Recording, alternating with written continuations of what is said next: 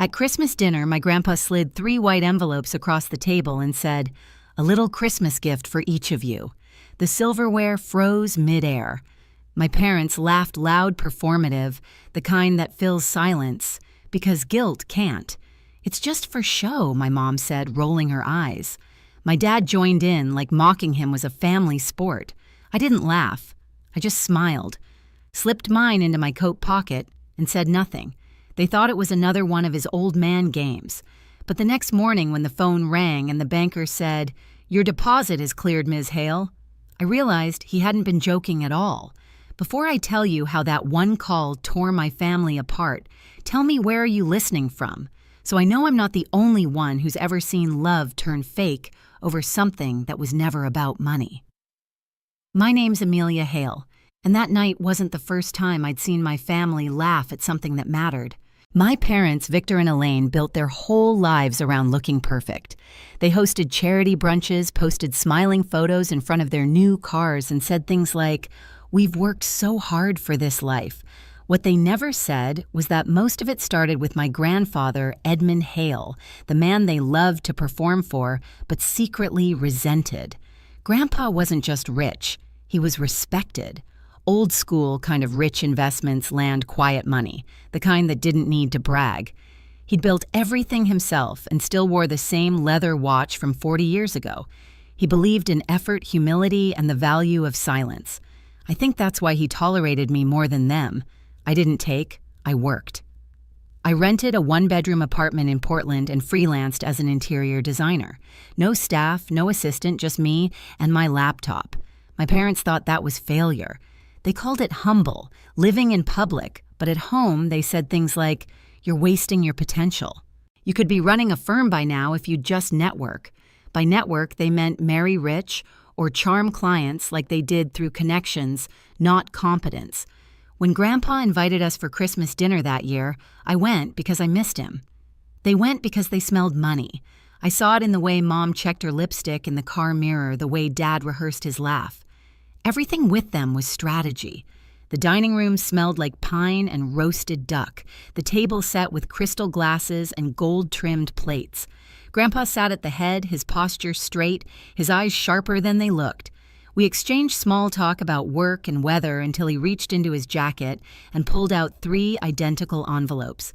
"A little Christmas gift," he said softly. Mom let out a short, performative laugh. "Oh, Dad, are we doing your pretend checks again? That's cute." Dad chuckled too. "You always make the holidays fun." I wanted to crawl under the table. Grandpa didn't move. He just looked at them, slowly, silently, then shifted his gaze to me. I felt my face warm. I didn't open the envelope. I didn't need to. I just said, "Thank you," and placed it carefully in my coat pocket. No one noticed that his smile faded a little after that. They kept talking, bragging, laughing like nothing happened. But I saw the way his hand lingered near his glass, the way he blinked slower than usual. He'd expected this. Later that night, when we said goodbye, he hugged me a second longer than he should have and whispered, "Keep it safe." I nodded, not realizing what he really meant. The drive home was silent except for the wipers scraping against the windshield. Mom broke it first.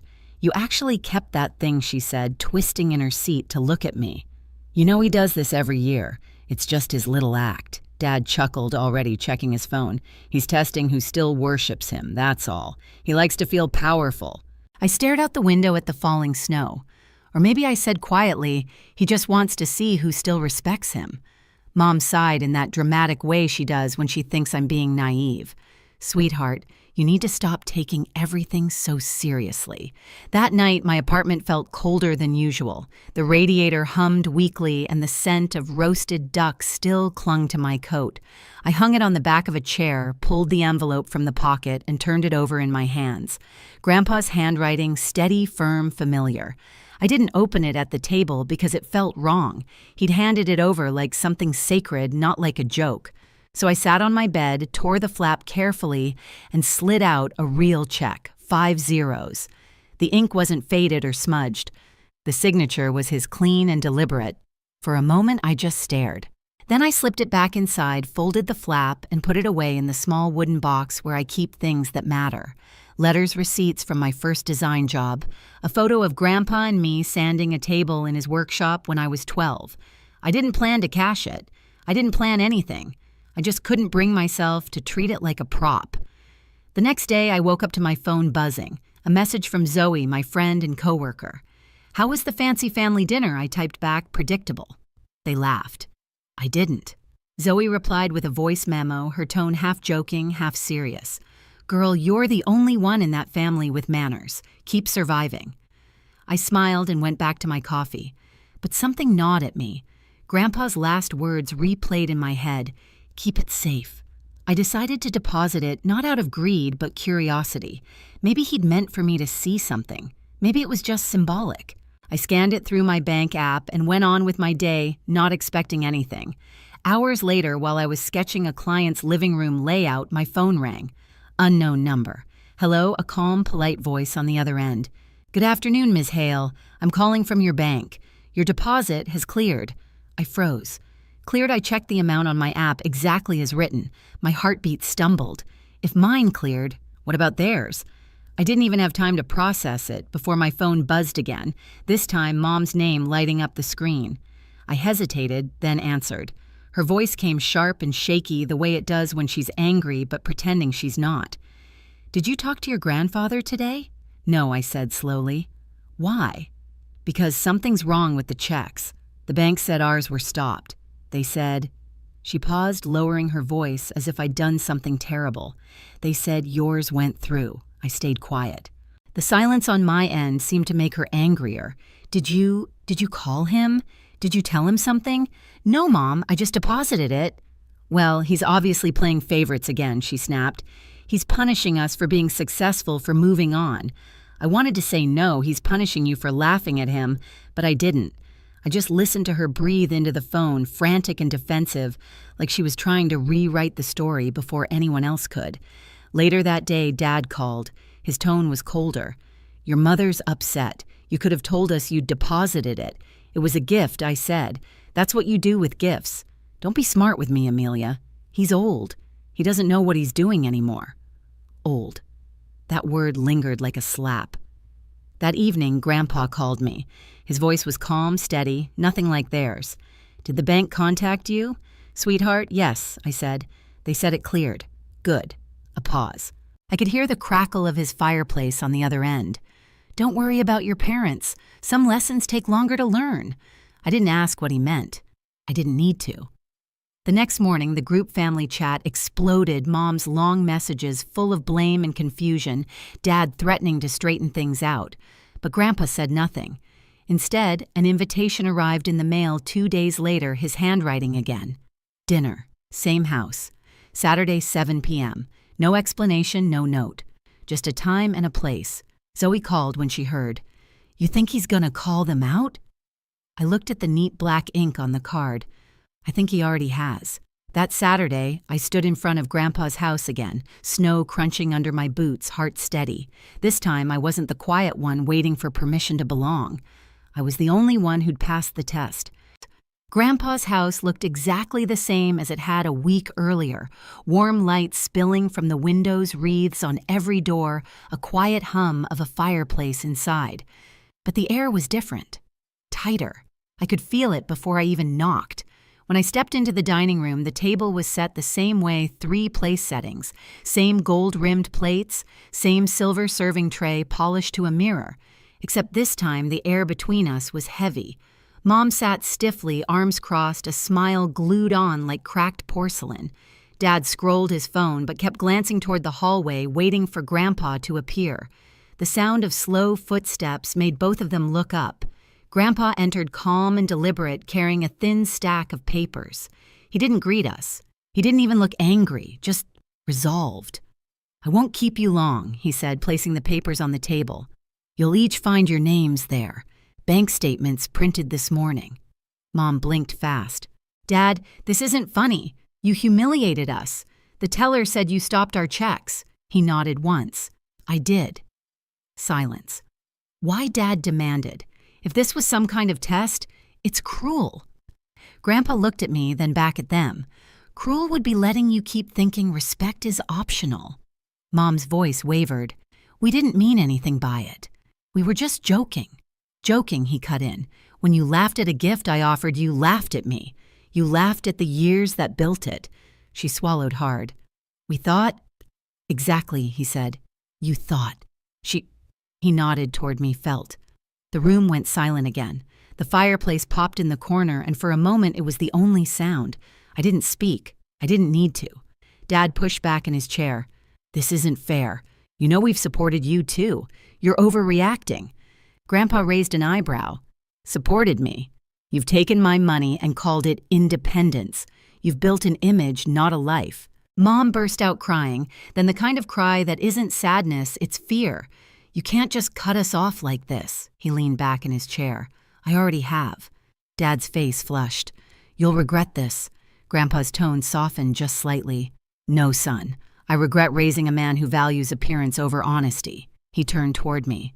Amelia. My heart jumped. Yes, Grandpa. He pushed one of the folders toward me. This is yours. I've transferred full control of the trust and properties to your name. Daniel will guide you through the paperwork. Mom's head snapped up. What? He didn't flinch. You both still have your homes, your jobs, your lives. What you've lost is my belief that you understood what family means.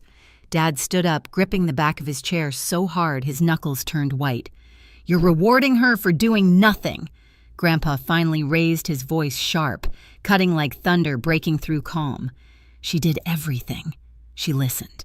She respected. She didn't laugh. The echo of his words filled the room. No one dared breathe. Then quietly he said the same line that would end everything good. Now I know who's real. It landed like a verdict. Final, unarguable. Mom slumped in her chair. Dad looked away, his anger deflating into something smaller, shame maybe. I sat still, unable to move, my heart pounding with a mix of grief and clarity. After a long silence, Grandpa stood. Dinner's in the oven. You're welcome to stay and eat if you can still sit at this table honestly. He left the room. Mom started gathering her purse. Dad muttered something about unbelievable manipulation and stormed out. The front door slammed. The house went quiet again, only the ticking of the grandfather clock marking time. I looked around at the untouched plates, the soft light glinting off the silver. It felt surreal. Grandpa came back a few minutes later carrying 2 bowls of soup. He set one in front of me and sat down across the table, the seat that had always been his. We ate in silence for a while, the only sounds the clink of spoons and the wind outside. Finally, he spoke. You didn't cash it for the money, did you? I shook my head.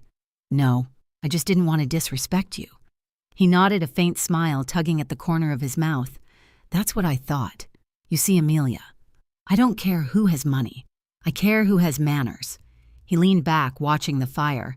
People show you who they are when they think they're above gratitude. I swallowed hard, trying to steady my voice. You didn't have to do this to prove a point. I didn't do it to prove a point, he said. I did it to protect what's left of decency in this family.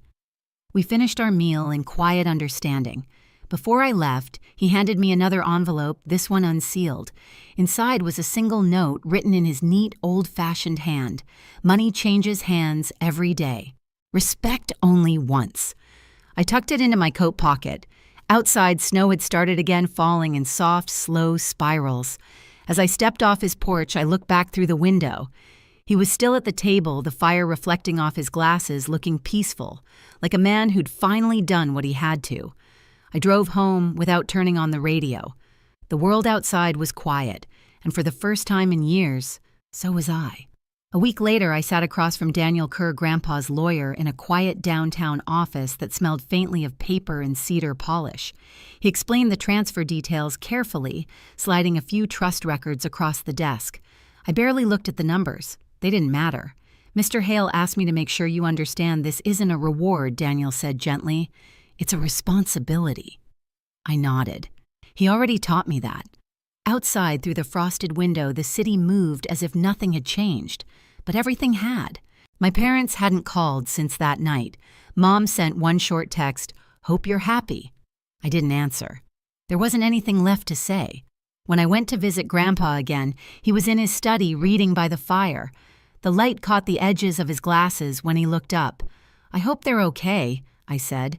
"They will be," he replied. Sometimes truth has to sting before it heals.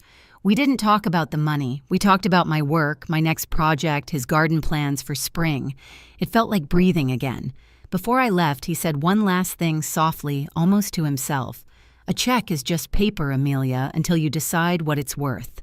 I drove home in the fading light, his words looping in my head. The snow had melted on the streets, but something inside me had settled solid and calm like respect, finally finding its rightful place. They thought the check was fake, but the only thing fake that night was their love.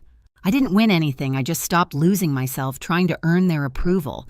Now every time I pass the bank on my way to work, I think about that moment. The call, the silence, the truth that finally landed. Some lessons don't come wrapped in gifts. They come disguised as heartbreak, and they stay with you longer than money ever could.